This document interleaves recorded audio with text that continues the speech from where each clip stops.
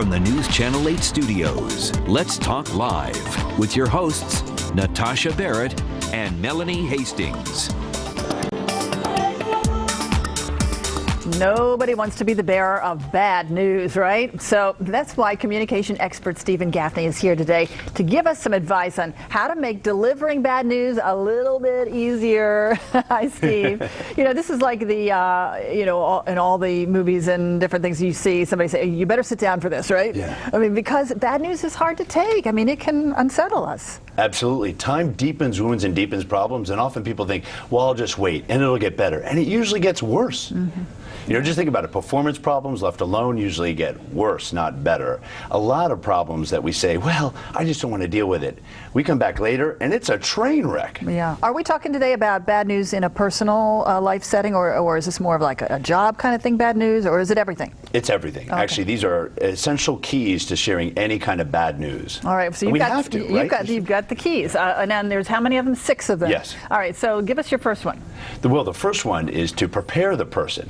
Have you ever had somebody say, listen, I got to tell you something, but it's not that bad. It's not that bad. And then they tell you, and it's really bad? Wouldn't you rather them say, look, I got to tell you something, and it's really bad, and then maybe be pleasantly surprised that it's not that bad? You know, when people don't prepare somebody to hear the bad news, it's like we get hit in the gut. Yeah, it is. It is. Yeah. So how do you prepare someone? You say, hey, I've got some bad news. So. Absolutely. I've got to, I have to share some bad news, and it is bad news. You know, just tell the truth. It's so often how we see these companies or government agencies that try to spin something, and you know what? Just tell the truth. And if you got some bad news, let people know it's bad what's coming. All right, and I guess the next one sort of segues out of this because you don't want to sit on that bad news, right? I mean, absolutely. Get it out. You got to be the first to share bad news. You know, bad news coming from us is always better than if somebody else discovers it. Just think how often when the news reports the whole situation, we're all wondering, what else are they not saying? But when that happens, and I always coach organizations and companies and also individuals, once you realize this, then you come out strong and share everything, but the essential thing is be the first whenever you can to share bad news. So if you're sitting there saying, I don't know, should I tell my boss, should I not? Should I tell my kids, should I not? Should I tell my parents, or should I not? You know what? Let me be the first one to share it, because it also shows confidence that you're in control of the situation rather than somebody else playing gotcha with you. Yeah, and you know, that's so true, especially in a work setting. I mean, if the employees get wind of something, or they hear like a little whiff of this might be going on, then if they don't hear anything concrete from the company, they'll start making things up. Absolutely. And then there'll be rumors flying around, and I don't think any company wants that to happen. They want people to be talking about what's really happening. Absolutely. In fact, in the absence of data, people make things up. You know what's a real funny test on that is make up a name of a restaurant and ask people, say, you know, I was thinking about eating at Herman's Restaurant. Have you heard of it? People say, well, yeah.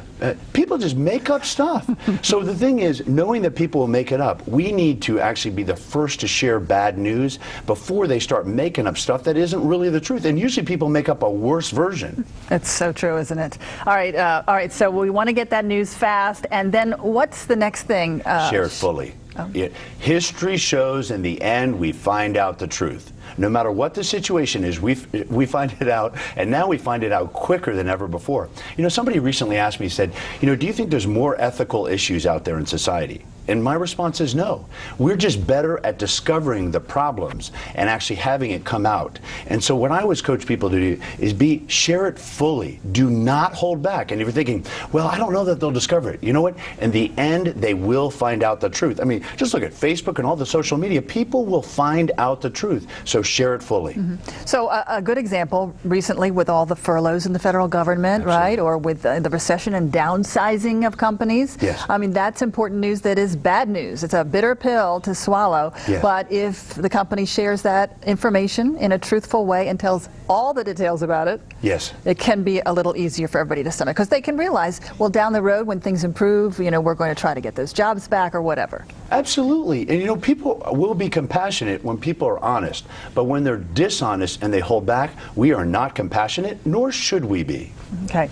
Now, what about sharing the fixes and not the excuses.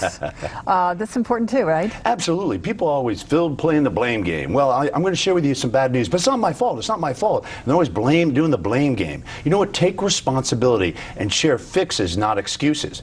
You know, I do a lot of coaching in the workplace, and most of the time people can hear bad news if they also will hear the solutions. So when you come to somebody and you've got to share some bad stuff, share with them a few ideas of how you plan to fix the situation. And whatever you do, stay away from the blame game, because that only invites other people to blame back at you. So share the fixes, not the excuses. Is sharing the fixes sort of like the silver lining, like there's something out there that's better to shoot for? Well, and it gives you a positive spin on some bad news? Absolutely. Like, let's say we screwed up on a program or a project, you know? So look, here's the problem, but here's what we're going to do to fix the situation. Or if you've got to communicate something to a friend and say, listen, I know we were going to hang out together this weekend, but I can't because of X, Y, and Z, and I know you and I were both looking forward to it, but here's the thing. I actually had the next 2 weekends free. In other words, come prepared thinking that the other person is going to wonder, well, how are you going to fix the situation? What's a potential solution? See, there's always going to be bad news, but the key is whether we get ahead of it and essentially share solutions. All right, lots to mull over there. Stephen Gaffney, communication expert, thanks so much for stopping by today. Thank you. Hopefully you don't have any bad news to share with me. All right, coming up, we're going to find out what to expect from this year's conference on volunteering for service. We'll be right back.